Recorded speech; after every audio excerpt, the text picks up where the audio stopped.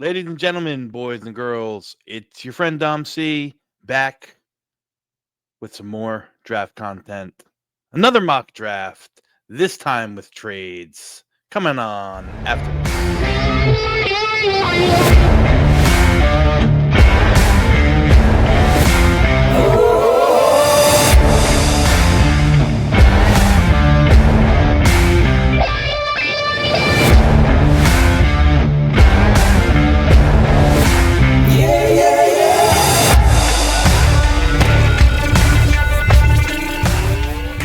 And we're back. Again, ladies and gentlemen, boys and girls, it's your friend Dom C with another episode of the Draft Dodgers here on Project Prospect with Dom C. Let's get the housekeeping out of the way. If you haven't done so, please like, follow, subscribe to the YouTube channel.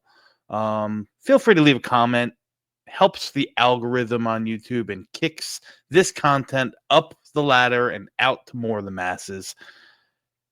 New Year's Eve is tomorrow. We're Monday night here, Monday, December 30th, less than a month away from the Senior Bowl and less than 1 week away from the end of the regular season in the NFL. So it's time to really dive a little deeper into the 2025 NFL draft. My favorite topic, your favorite topic. Everyone loves the NFL draft.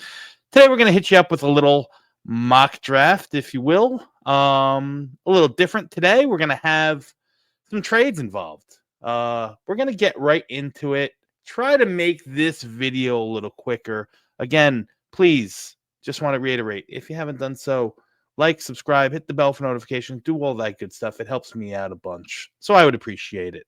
Yeah, some trades, man. Why not? I mean, they're a little bit it's a little bit unrealistic. It's a little bit crazy to try to predict trades in an NFL draft, but again, it's just an exercise. Let's see some of these players going in some of these different areas to some different team needs, so on and so forth. Why not? Let's get this thing rolling. What do you say? And here we go. As you see, I got the PFF mock draft simulator. I'll be drafting for all teams, and we are going to get things going right now with the New England Patriots, who have the number one pick as of right now. They got a tough game in the Bills, so this is pretty realistic that it could be picking number one. Is it a possibility that they trade out? Yes. Is there a quarterback worth taking number one overall? I don't know. Some will say yes, some will say no. I think overall consensus, at least my feelings are, not the strongest quarterback draft. The regular names that are going to go in round one, but I don't know if somebody's willing to pay the price because I question if there's a true franchise quarterback in this class. So we're going to kick it off with New England, and we're going to keep it pretty chalky. I'm going to take who I think is, arguably the best athlete in this draft class. I don't care if you're playing at cornerback. I don't care if you're playing at wide receiver. I think you could do a little bit of both. Me, per se, I'm taking Travis Hunter here from Colorado. I'm lining him up out opposite of Gonzalez as your starting cornerback duo over there. And, I'm going to utilize some offensive, some game planning and put Travis Hunter in for, 10, 15 plays a game on offense, utilize his athleticism. As a cornerback, the instincts are there, the ball skills are there, the ability to click and close, read the quarterback's eyes, anticipate, and really just make plays on the ball. I think Travis Hunter's a phenomenal athlete. I think he's a phenomenal football player, Heisman Trophy winner. So the NFL, the college football writers and media think so as well. Travis Hunter is going to move from Colorado to Foxborough, Massachusetts, and he's the number one overall pick. Leads me to number two here at Tennessee. Again, we are on Monday night of week, 16? So this draft order is not set in stone. At least the non-playoff teams are not set in stone either. There's a lot of moving and shaking that could happen. Tennessee here at number two, probably the best case scenario for them. It's clear that Will Levis isn't going to be the answer. So they can sit here and roll the dice and take a pick on a quarterback. Even though, like I said, the class isn't that bad, but I think they've realized since they've already, kind of started to make the move away from Will Levis that he's not going to be the answer. I'm going to go ahead and take Cam Ward. Um, high upside, strong arm, plays with moxie, a smooth mover within the pocket. I think he could play a little too much hero ball at times. I think he puts a ball in harm's way a little too much for my liking at times. But electric player, and I think a guy that's going to fit in nice right there. Now they just get they put some resource in the offensive line over the past couple of years. Now they got to get him some more weapons, and Callahan could have something going here in Tennessee. Cam Ward is the pick for Tennessee, and here at Cleveland. This is where I'm going to have the first trade. Why not? Listen, Cleveland just committed another year to Deshaun Watson, so he's going to be on the roster for 2 more years. It doesn't preclude them from taking a quarterback and kind of either grooming him to take over for Deshaun Watson or challenge Deshaun Watson for the starting job. However, I think Cleveland has a lot of other areas of need. So I'm going to go ahead and maybe if this was a multi-round mock draft, maybe I'd go ahead and use a later round, early second or third rounder on a quarterback to kind of compete and sit behind Deshaun Watson. For now, I'm going to go ahead and make a trade. And I'm going to make the trade with the Las Vegas Raiders. And again, for the context of this video, the trade competition doesn't even matter. I kind of make it fair, though. I'm going to go ahead and give a 1 and 2 2s for 3 for number 3 overall. Maybe it's a little rich, maybe not. I think the draft value chart would sway in favor of Cleveland in this a little bit. But if you're trading up for a quarterback, you got to pay a little bit of tax. So I'm going to go ahead and make that trade. And Las Vegas is now on the clock. And again, I don't have to think too long here. Aiden O'Connell, nice player. Not the answer, right? You need to go ahead and get the answer. And there's been no team kind of linked with a player as much as Shedeur Sanders has been with Las Vegas. Now, will Antonio Pierce survive the end of the season? Will he survive Monday, January 6th, Black Monday? We soon shall see.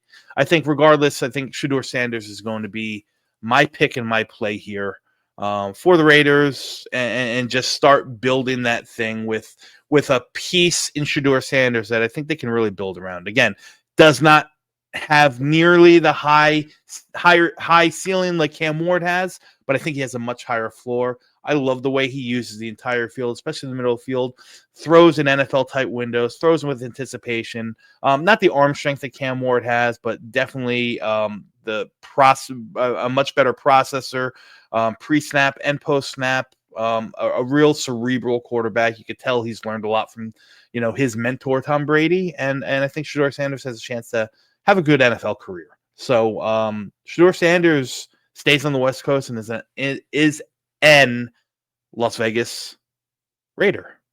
Up with Giants. Big win yesterday versus the Colts. Big, a lot of implications. Like, they dropped out of the quarterback race here. Is it too early for quarterback 3 in the class? I would say so. Could this be a trade back possibility? I would say so. But for now, again, I think the roster for the Giants needs a lot of love. And I don't think that they're a quarterback away. They do need to get a quarterback in here. But there's just not one that I'm comfortable taking here in a third quarterback in the top 5. So I'm going to go ahead and address, some other needs, and they got plenty of them. And for me, this is not that hard. This is Will Johnson here from Michigan. Deonte Banks has been very hot and cold. Regardless, even if he is part of your future, he was a first rounder 2 years ago. If he is part of your future, Will Johnson can bump on the other side of him. And now you have 2 young building blocks on the back end of that defense. Again, a team that has a lot of needs and really just needs to have an influx of talent all over the place. Yes, they need a quarterback. Unfortunately, the 2 that I would consider off the board here. So Will Johnson's going to be the pick. Jacksonville Jaguars on the clock next. I think this is interesting. I think they're in very much in play for Will Johnson if he was on the board. I think that would be a great fit for them. But he's not. He's not here. A couple different ways they can go. Again, could somebody trade up? Yes. Would they be willing to trade back? Yes, I'd say so. But who is anyone trading up for at this point? I'm not sure.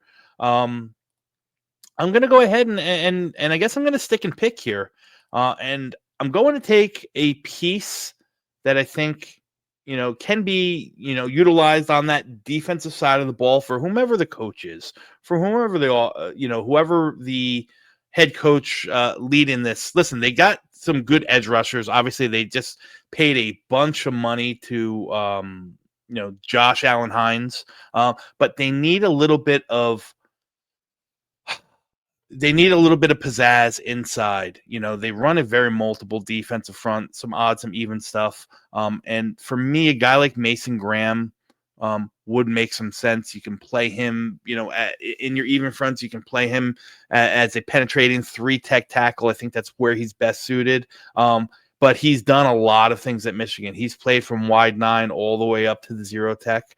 So there are situations where I can see him lining up at the 4-eye or the 5.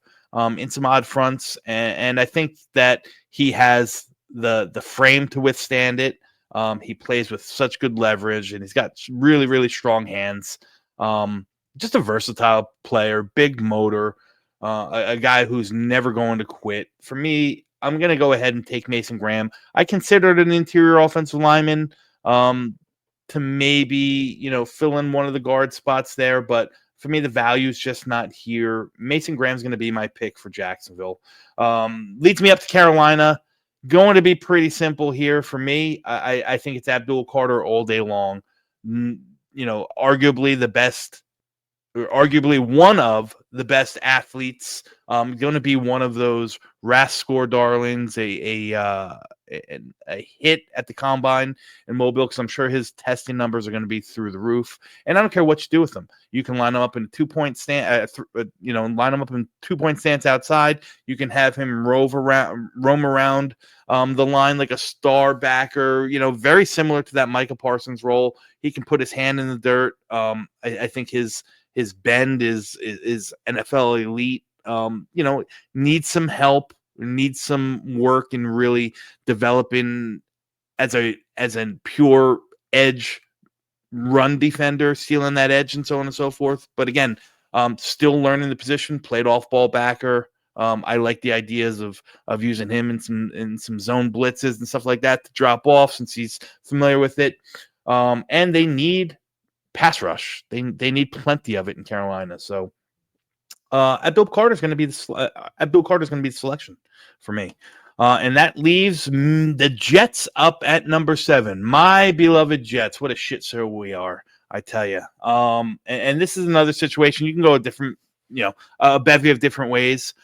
Who knows what's going to happen? A, they need a GM. B, they need a head coach. C, they need to make that GM and head coach need to make a decision on what's going on with Aaron Rodgers. And what happens with Aaron Rodgers is going to have a direct effect on what happens with a lot of the roster. So for this situation, I'm going to assume that they move on from Aaron Rodgers. I'm going to assume they move on. With moving on from Aaron Rodgers means they're probably moving on from Davante Adams in one way, shape, or form. If it was up to me, I would take my medicine and take all that cap hit and absorb it here in 2025 and swallow that nasty pill and have a good, clean fiscal future for the new regime that's coming in. But they have some holes to fill. Obviously, quarterback's going to be a need. Whether or not Tyrod Taylor's your bridge for 2025, he is under contract for $6 million, so it's a viable option. They're going to need to replace Davante Adams. They're probably going to have to replace Alan Lazard, who are arguably receivers, 2 and 3 on the team. If you want to say Garrett Wilson's 1 or 1A, it doesn't really matter. The defense needs an influx of life and new blood all over. I mean, they're going to need 4 new safeties. They're going to need a cornerback opposite of Sauce Gardner. They're going to need a bunch of defensive linemen. So there's a lot of holes to fill. So again, this is a situation where I think I'm going to trade down. And I'm going to go ahead and trade with the San Francisco 49ers. All right. What am I trading with the San Francisco 49ers for? Well, there's guys on the board that San Francisco has their eyes on. Again, San Francisco is going to be, strapped with cap situations. They need to get younger. They need to get better in a lot of spots also. So I'm going to go ahead and I'm going to offer a first. I'm going to offer and 2/3 to move up from 11 to 7. And let's see. Let's just force this trade through. So San Francisco is now on the clock. And they had somebody in mind when they picked this. And this is Kelvin Banks, man. I don't care where you play him. You can play him at right guard to start or right tackle in place of Colton McKivitz. And then eventually he could be your left tackle replacement for Trent Williams whenever he decides to retire. Again, 38 years old. Shout out to Trent Williams, dealt with a family tragedy this year. Still one of the best linemen, even, in his twilight years in the NFL. But Kelvin Banks has the size. Kelvin Banks has the frame. Kelvin Banks has a lot of, your prototypical, foundational tackle pieces. He is built like a brick, tons of power. Light on his feet for a big guy, pushing 6'5", 320 some odd pounds. And like I said, he's got that guard tackle flexibility wherever you place him, whether it's at right guard, whether it's at right tackle to start, and eventually move him over to left tackle for me. Again, no brainer here, no brainer. And that leads me to Cleveland up at 8. A bunch of different ways we can go here. I'm not going to hesitate. I'm going to replace Nick Chubb with Ashton Jeanty. Talented running back, great vision, breakaway speed, and the way that the physical nature in which he runs, and the way that he, it plays with such elite contact balance. This is a guy that you want to feed often. It's a perfect complement to a mediocre pass game. In Deshaun Watson and some, average to, some mid average wide receivers. Tetero McMillan was an option here, but I think the idea of Ashton Jeanty playing in Cleveland, in essence, becoming the workhorse that Nick Chubb was for so many years, makes too much sense for me. So that's going to be my pick. Chicago's up here at number 9. Man, they need some help on the offensive line. So I'm going to go ahead and I'm going to take interior offensive lineman Will Campbell. I'll say that again. I think Will Campbell is going to best be suited to stay inside. I don't know if he's just, I don't know if he's got the chops to hang outside. Not only is it going to be, arm length questions that I think you can work around, but those vertical sets, he just gets beat by speed. Way too much for my liking. He's a powerful SOB, man. I love him in an offense where he can just, get absolutely, jiggy with it. Plays with his head on a swivel. Big fluid mover for a guy who again is 6'5", 315, 320 pounds, tons of functional strength. Like I said, needs to clean up some technique stuff, but I think some of that can be masked by him moving inside where he can use that functional strength and hunker down and anchor and defeat the interior linemen a lot better than he can those speedy bendy guys on the outside. So there's going to be a need for guard in Chicago with Tevin Jenkins in his walk year. So yeah, well, Will Campbell comes in and he becomes a big fan favorite, I'm sure, and a favorite of Caleb Williams as he protects that blind side on the left side of the interior offensive line. Colts are up next. I mean, I'm sorry, not the Colts. The Saints are up next. Man, Saints. I tell you, I don't know how Mickey Loomis does it. I don't know how he just figures out this cap thing all the time. They're in cap hell, it looks like every year, but every year he figures it out. He restructures, he kicks money down the road, this, that, and the other thing.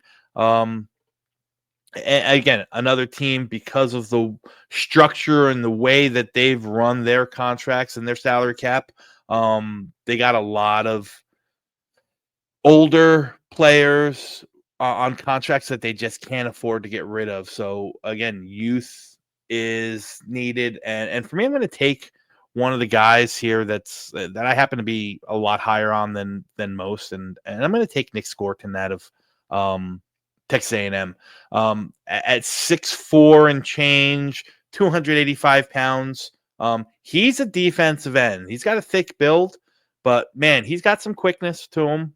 Plays low, super strong. He's got that inside outside versatility, which I happen to love in defensive ends. Not the twitchiest, not the bendiest guy, but for a guy at 285 pounds, he plays sudden, he plays violent, and he's got some pretty good get off.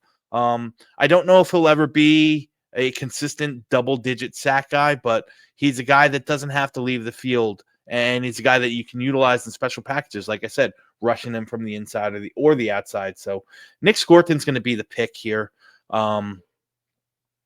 for the Saints, and lead me back up to the Jets. I don't have to circle around or get back into what I was, talking about. I said it all before. You heard it.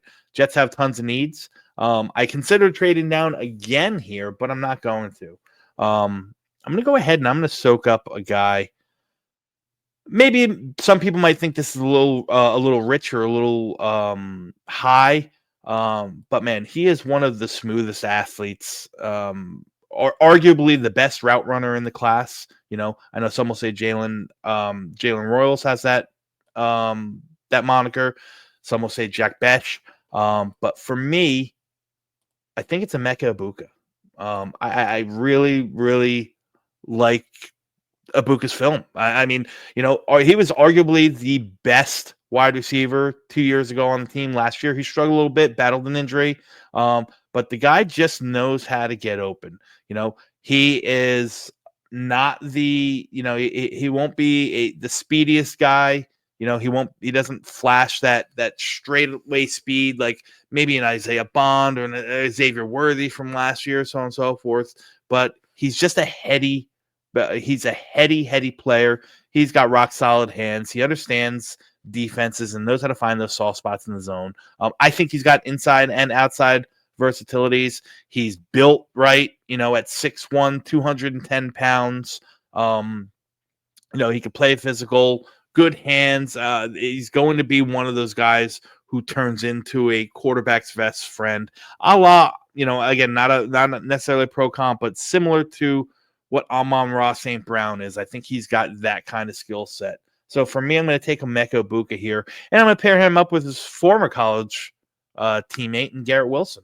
And it leads me up with the Saints at 12. Again, another team that I think can go a bevy of different ways, and a lot of grumblings that they might clean house with their coaching staff and front office, so on and so forth. So who knows what's going to happen with this pick?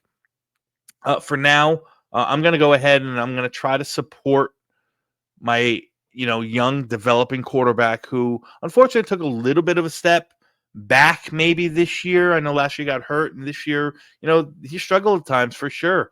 But they drafted him high for a reason. You have to support him, and I'm just going to give him as many weapons as you can. So I'm going to go in the tight end room, and I'm going to go.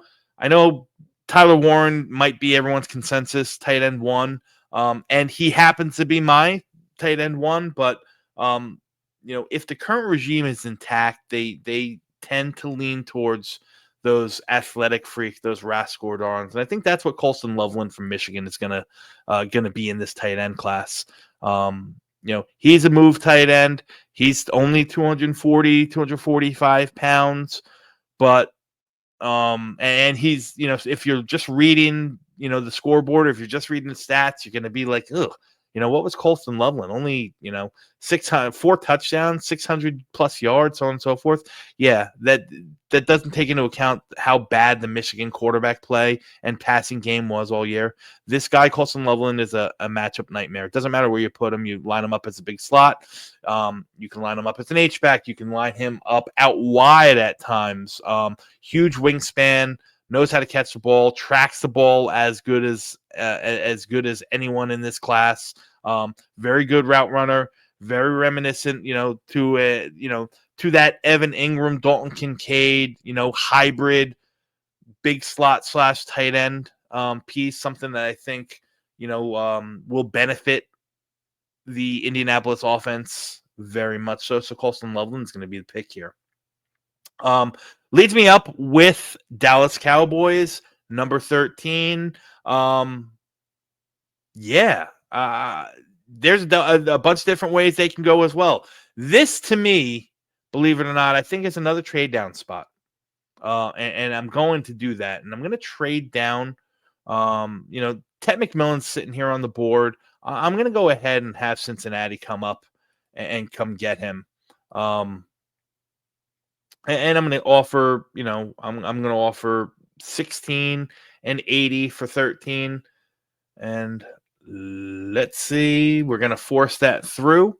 And Ted McMillan, here you go. Here's your T. Higgins replacement. And, and a good replacement, in that, no disrespect to T. Higgins. T. Higgins, wonderful, but Ted McMillan, man, he's as physically daunting of a player as I've seen it, at 6'5", 215 pounds, wingspan for days, strong hands, long strider, doesn't look like he's moving, but he really takes, he really gets some ground.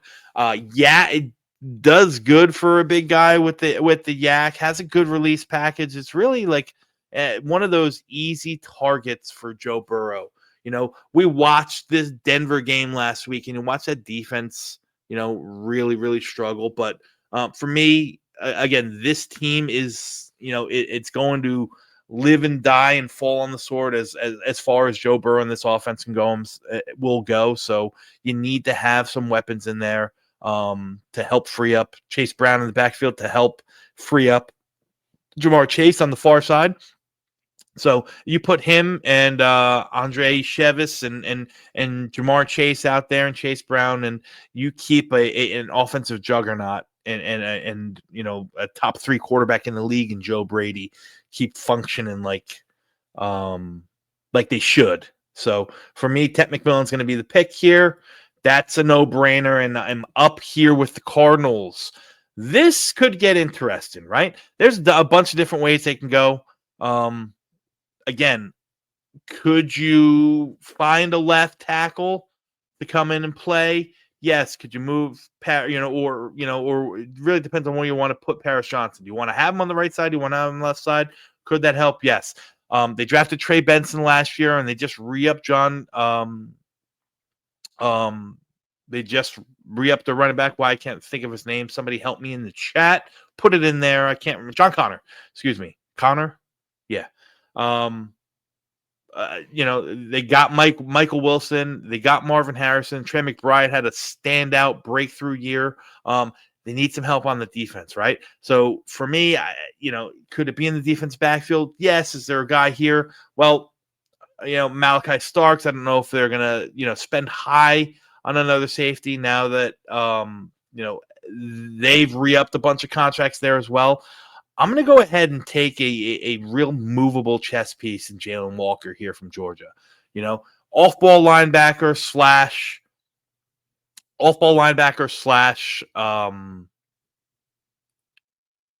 / defensive end, wherever you have him, jack of all trades. I think this is a guy that has a super, super high ceiling, probably a lot of untapped potential that hopefully they can, that they'll be able to utilize and figure out and get the most out of him. But Jalen Walker, phenomenal talent. Like I said, I like him really in that, again, similar to that Micah Parsons role where he can do just a little bit of everything, and he's got coverage skills to boot. So Jalen Walker is going to be the pick.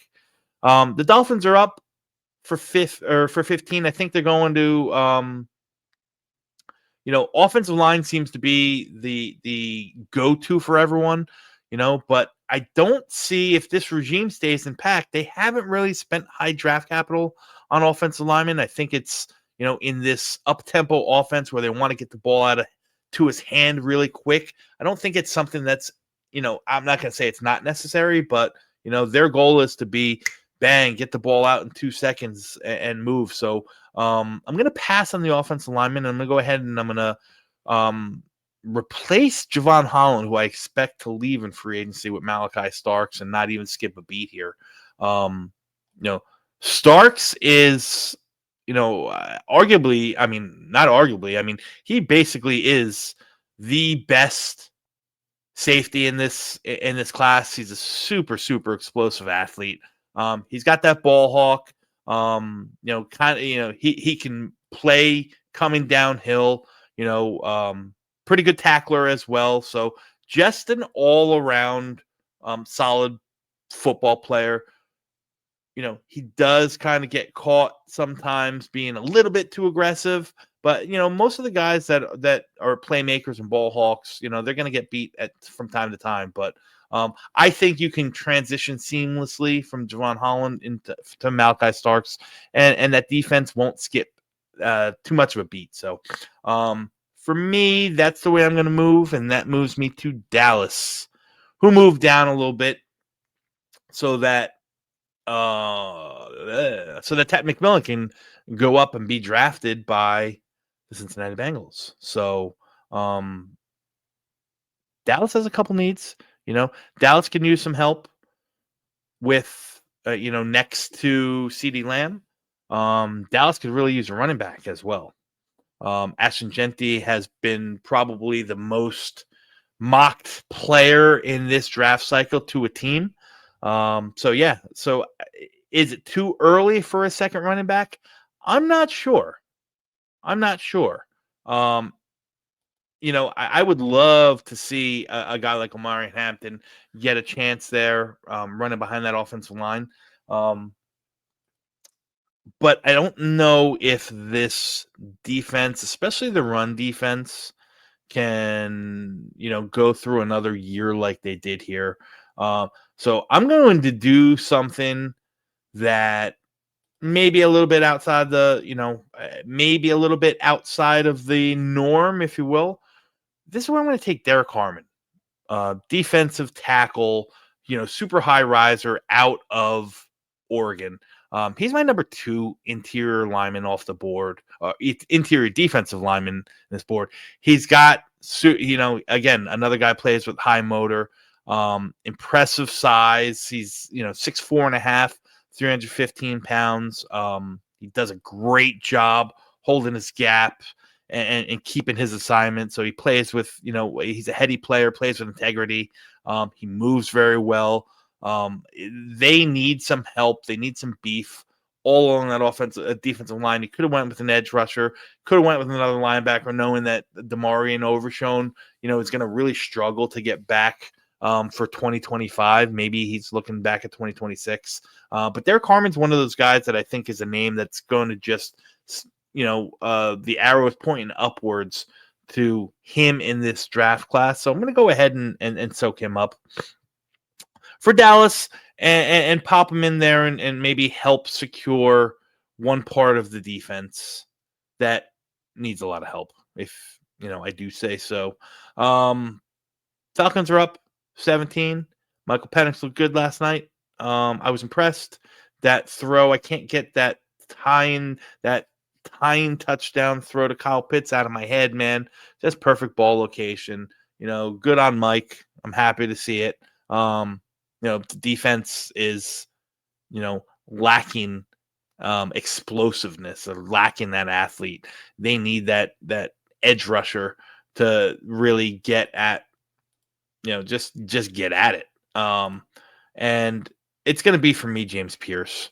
I know there's some other guys on the board and there's some other names in here, but when you're talking about that true um, edge rusher that can just affect a game. With his speed and athleticism, he's got a true win rate of over 30% in 2024. Pass rush win rate over 22%. Like I said, he's got that bendy, that twitchy. He's a kind of rusher that they don't have on their team. He's damn near impossible to block one-on-one. So you always need somebody to over there and chip. And again, another guy who transformed into a pass rusher. So if you ask him on certain situations, in certain formations, and certain zone blitzes to drop back in coverage, he can do that as well. He can play with his hand in the dirt. He can play on his feet. Just a jack of all trades and one that's really good. Yes, a little light in the ass if you ask me at 240 pounds, but a year or so in the weight room will kind of boost that up. And I just don't know if there's an athlete in the front seven on the Atlanta defense that can match what James Pierce can bring you. So he's going to be my pick. I'm going to move on real quick to Seattle here because I don't have to think too long. Taking one of my favorite guys in this entire draft, a guy that I absolutely loved his film. I did. And that's Wyatt Milum from West Virginia. Now, I don't know. Similar to Will Campbell, I think Wyatt Milum for sure is going to end up moving inside, and that's fine because they can plug. You can plug him in at either guard spot there in Seattle. There's a possibility that he could bump outside to right tackle, but I think at sub 32-inch arms, it's going to be a tough ask. He's kind of the opposite build of Abe Lucas, but man, is Wyatt Milum good, man. He's got good movement skills. He's a technician. He's precise with his punches, with his hands. Another guy's always got his head on a swivel, always looking for action. Might not be the traitsiest guy in the, doesn't carry all those elite traits that some of these guys in this draft class have, but he's a guy that you can just when you define plug and play, you can just pop him in and kind of let him do his thing. Hasn't let up a sack, I think, in 2 years. 2 pressures over that time as well. It's ridiculous. Wyatt Milum's going to be a player in the league for a long time, and I think he'll pop right into Seattle and fit very well. Leads me to Houston here at 19. Again, a bunch of different ways they can go. They need some help on that offensive line. You see what CJ Stroud's doing, has done, is getting done to him. I don't care if it's inside or outside. You can argue that Juice Scruggs may be able to be your center of the future. Or maybe you like him at guard. I don't know, but I think all 3 interior spots are up for discussion. So what I'm going to do here is I'm going to take a tackle. I'm going to go ahead and take Ariante Ursary. Now, there's a reason for it, right? Now, like I said, at 6'6", 330 pounds, I think he's got the body to, manage inside. I think he's got the length and enough foot speed to play right tackle, play left tackle, even if you need it. But I think he's probably a right tackle in the next year. He's got that upper body strength. Like I said, one of those Bruce Feldman freak athletes. Just a guy who's, plays with a chip on his shoulder, nasty run blocker, really good power, for that gap scheme. I don't care if he, if you plug him in at right guard. I don't care if you put him in at right tackle and move some stuff around. I think that he's a piece of your best 5 that you pop in there. So for me, I'm putting him in at right guard, and I'm going to just kind of let him roll and see what happens. And maybe he becomes in a year or so, he becomes your bookend opposite of Laramie Tunsil. But yeah, they need offensive line help, beyond belief over there in Houston. So that's going to be the pick. Denver's on the clock next. Denver's taking Tyler Warren. It's one of those just, made in heaven kind of matchups. You saw what Sean Payton can do with Taysom Hill as a tight end down there who did a little bit of everything, and that's kind of like what Tyler Warren can do too. Is literally a little bit of everything. Former, recruited as and former high school quarterback. Super athletic. They asked him at Penn State to do a bunch of stuff, from one wildcat to run routes from from the slot, run routes from wide, the wide side of the field, in line. He's a good blocker. You put the ball in his hands. He's got good yak ability. He's really improved his hands from last year to this year. And I think he's an instant, red zone threat, no matter if he's, running, passing, or catching the ball. But yeah, Tyler Warren is going to be a phenomenal chess piece for Bo Nix and in a Sean Payton offense. It's actually kind of scary to think of that matchup, and as a fan of the Jets in the AFC, it's not one that I prefer to see. But here we are. I'm on the clock here with the Bucks. Listen, I think the Bucks can go a bunch of different ways also, right? Joe Tryon-Shoyinka is in his walk year, so edge could be on the table. But, man, I don't know. I don't know if they can, I don't know if they're bringing back Chris Godwin. I know Mike Evans is signed to a contract. I really like what I've seen out of Jalen McMillan, but, you put another guy on that team like Luther Burden on that offense. Liam Cohen has been phenomenal in scheming and utilizing the weapons that they have on that offense.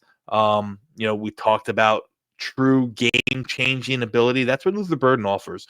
Elite elusiveness, really smart football IQ, built sturdy at 5'11 and a half, 210 pounds, plays tough, phenomenal hands, yak ability.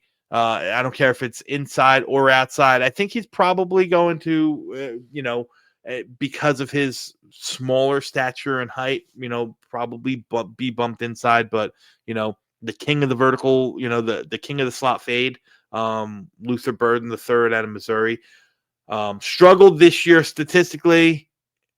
If you want to say that, with only 9 touchdowns, I think he had was really up there in the nation in the wide receivers, like top 10 in the nation in missed forced tackles, just dominant with the ball in his hand, a real game changer. And something, just another weapon for Baker. And in essence, it's your Chris Godwin replacement. So Luther Burden at 21 is kind of crazy. But we're here. Charger on the clock at 22. A lot of different ways they can go. But for me, I'm going to call home another Michigan guy. Harbaugh goes back and gets Kenneth Grant. He's your he's your one tech. He's your that run stuffing, big body, big guy that can move nonetheless. 340 pounds, 6'3" and a half. Super strong, super violent hands. Can two gap if you need him to. If not, he, again, he's just a phenomenal run defender and can get at the passer to an extent for a big guy like that. Surprisingly quick laterally for a guy at 6'3", 340 pounds. I know he's not nearly as big as T'Vondre Sweat, but you see a lot of that same get off and a lot of that same suddenness that Sweat showed on film last year in Kenneth Grant. So that's a fit for me.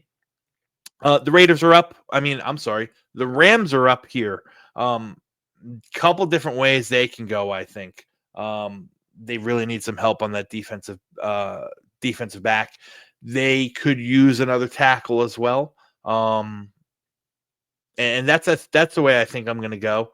I'm going to go with the guy I think he can come in and play left tackle. And I don't know where they have him here. And that's Josh Connerly Jr. from Oregon. Another Oregon guy, as a matter of fact, who I think is going to get more love as the draft cycle turns on. Again, a guy with movement skills, good natural kick step, good mechanics, long arms, quick hands, the whole nine. He plays with a big motor. I think he's going to be a fit in whatever offense you put him in, but I really, really like his abilities as a pass protector in a Sean McVay offense. Does he need to bulk up a little bit? Maybe. He's only 315 pounds at 6'5" and a half. So he might have to put on a little weight, but I don't think it's going to offend him. Of all the tackles that are here left, I think that I would consider in this spot, I think he's the one that can come in right from the get-go, whether or not he's plug and play, but I think he's a left tackle. Simmons coming off the injury, I think he's probably better suited on the right side. Cameron Williams is a little bit more of a project guy. And I think he'll probably start on the right side as well. But Connerly comes in, protecting the front side for lefty Dylan Gabriel this year. But had a good, a really good season. I think, you see a lot of DeBricka Ferguson. You see a lot of Olaf Shanu in his game, just like how much of a technically sound he is as a pass protector, smooth, all that stuff, and plays physical and violent enough to get by in the run game. Although I think really protecting the passer is his forte, which is why I like him at left tackle, which is why I like him here to protect Matt Stafford's blind side here with the Rams. 24. Green Bay Packers. I'm going to go ahead and take Benjamin Morrison. Let's call a spade. I don't know if Benjamin Morrison's coming out for sure. But if he is, he could be the guy that ends up, starting opposite of Jair Alexander, and ultimately he could be your Jair Alexander replacement. They ran a lot more off coverage and zone, and I think that's where Benjamin Morris kind of really stands out. He's a little slight in frame at 185, 190 pounds, only 6 feet tall. But he, again, another smooth athlete with ball skills. He's not a guy that you want to have pressed up all the time. But I don't think he's going to have to. I don't think you're going to have to with him.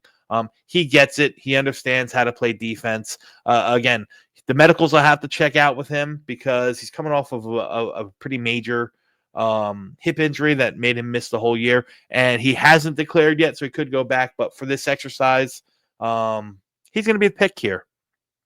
It leaves me up with the Steelers. I'm going to go ahead and take Eric Eomanor, the wide receiver from Stanford.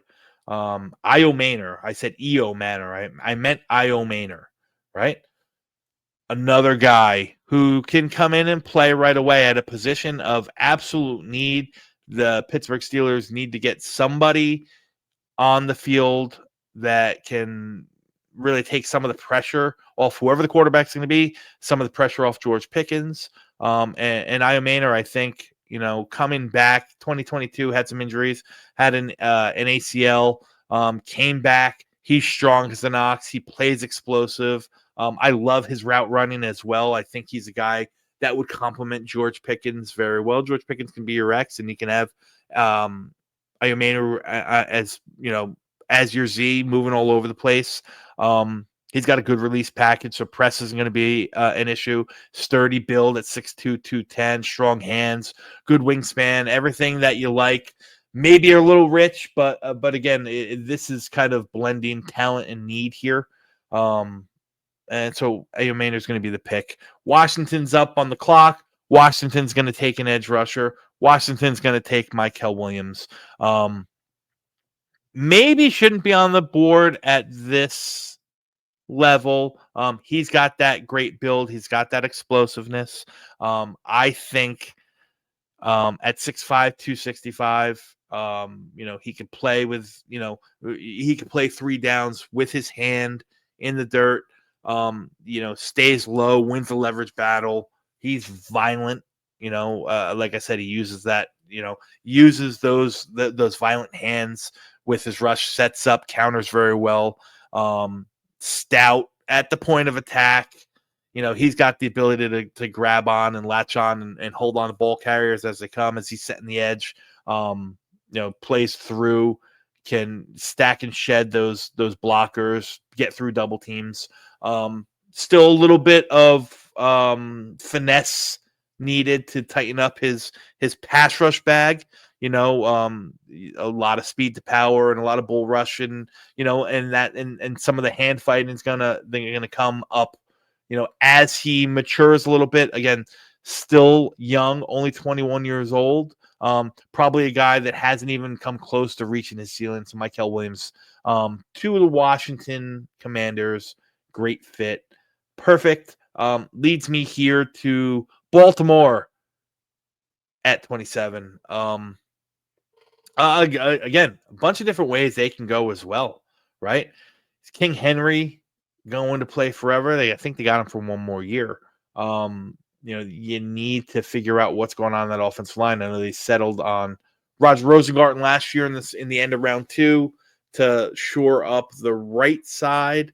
Ronnie Stanley getting up there in age. I'm going to go ahead and take my Ronnie Stanley replacement, and even if he's a swing tackle to start as he learns, because he's very raw. But Cam Williams out of Texas, physically 6'6.5", 335 pounds. Like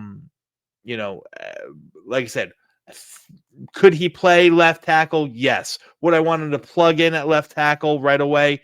No. Massive frames, huge long arms. He's got blindside protector written all over him.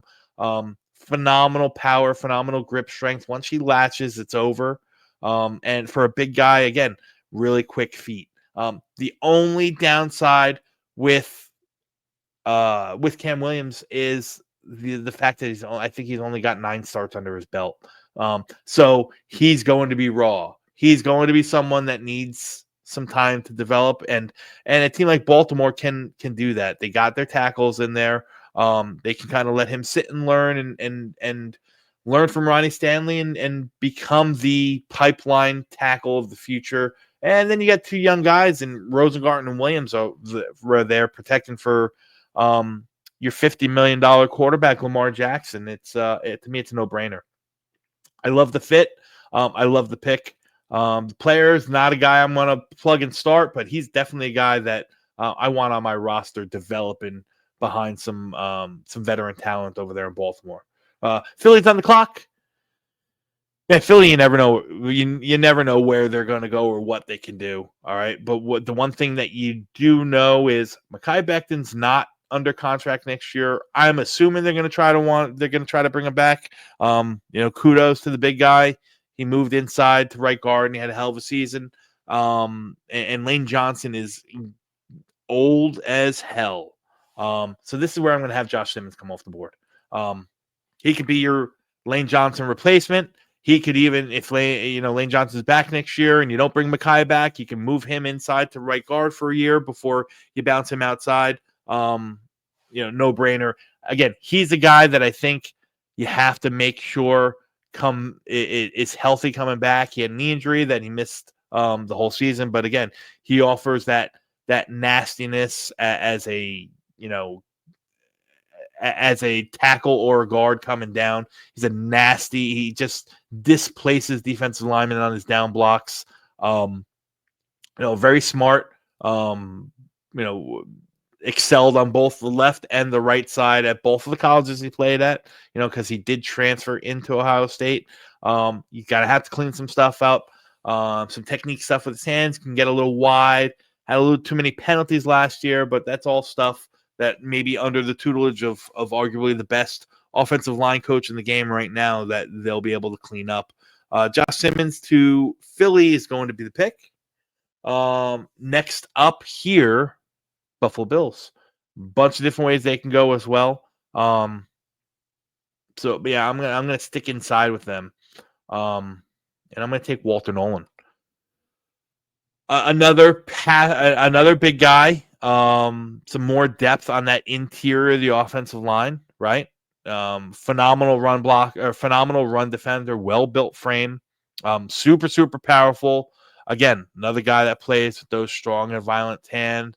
And he plays with his hair on fire. It doesn't matter where you line him up. You can put him, you can put him inside at the 1. You can put him outside at the 3. I mean, as a 3 tech. You can, line him up all over the place. I think he's going to offer you a perfect balance of being ability to push the pocket and get at the passer and really help solidify the run defense. The Bills have a tendency over the past couple of years to just rotate through these 1-year rental guys, on the interior. Ed Oliver is the main 3 tech there. At worst, Walter Nolan backs him up. There are situations where you can absolutely play them one next to the other. Walter Nolan's going to be the pick from Ole Miss here. Detroit is up. And man, can you imagine getting a sheer force on the outside next to opposite of Aiden Hutchinson once he's healthy? It could be dangerous, right? It could be absolutely dangerous. Again, I don't know if this is the way that they're gonna go, but you get Aiden Hutchinson, he's phenomenal pass rusher, and you put another guy with twitch and bend and high motor with closing speed on the opposite side of him. Yeah, give it to me all day. Give me Mike Green out of Marshall. I don't know where he is here in the draft class, but like I said, he's got the pass rush chops, that can play in the NFL right now. The way he closes closing speed, for a guy that's just about 250 pounds, maybe a hair under, plays a lot bigger than that. Lots of pop, lots of violence in those hands. Again, slender frame, yes. Is he the surest tackler versus the run? No, not necessarily. That's not what you're bringing him in here for. You bring him in here to get at the quarterback. And I can see a situation like Pittsburgh has with Watt and Highsmith between, a guy like Mike Green and Aiden Hutchinson. And it's kind of scary to think about. I love the fit. I really, really like the player. Produced at Marshall, produced at Virginia before he was there, even though he did it on a reserve role. And yeah, like Mike Green, I think, has earned himself the opportunity to be a first round selection in this draft class.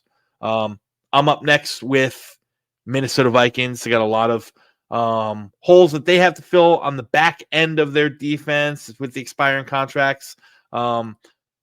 To me, I'm going to give him Trey Amos. I'm going to give him, a big corner, big physical corner, big physical, big physical, long, press man kind of guy with ball skills. Somebody that I think Brian Flores will love there if he's still there in Minnesota. He's got the size, 6'1.5", 195 pounds, got the ball skills, plays physical. Just like any other big physical press man corners, he can get a bit handsy, but that's all stuff that it just comes with the territory as a press man D back. Trey Amos in that defense could really pay some dividends for Flores in Minnesota. And last but not least, I'm here with Kansas City. And this is where I'm going to take the second running back off the board. This is going to be Omarion Hampton.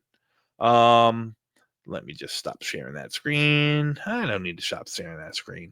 Big. I think he's a 3-down workhorse. I mean, over 1,300 yards for the past 2 seasons. He even offered a little bit more in the past this year than he has in years past. With close to 300 yards receiving. Size and power for days. Nimble footwork. He's got burst. Maybe not the breakaway burst that some like Genty or Trayvon Henderson in the draft, or Devin Neal in the draft class have, but he's got enough. Dominant in pass pro, physical. He can help you out of the backfield. Is he a perfect prospect? No. Is he a little too much to what they have in the running back room right now in Isaiah Pacheco? Very similar, but I think he's not. Isaiah Pacheco reminds me of just a hammer. This guy's a hammer with a little bit more pizzazz, if you will. So Omarion Hampton's going to be the pick here for Kansas City. And that's it, folks. that is your first round. Couple trades, nothing crazy, couple early trades, and then we just moved it on. Let me know what you let me know what you think. Give me your thoughts. Share some friendly discourse in the comments with me. Let me know if I did okay with your team. Let me know what you have done different. There's some names that definitely didn't make the first round that I'm surprised itself. But listen, it's go time, man. It's draft time. So we are going to be getting a lot more content out. And yeah, I can't wait for it. My favorite time of the year. So if you stop by, if you're listening to this while you're driving, or if you stop by to watch a video, I appreciate you, man. And until next time, again, my name is Dom C, and this has been another episode of The Draft Doc. See you soon.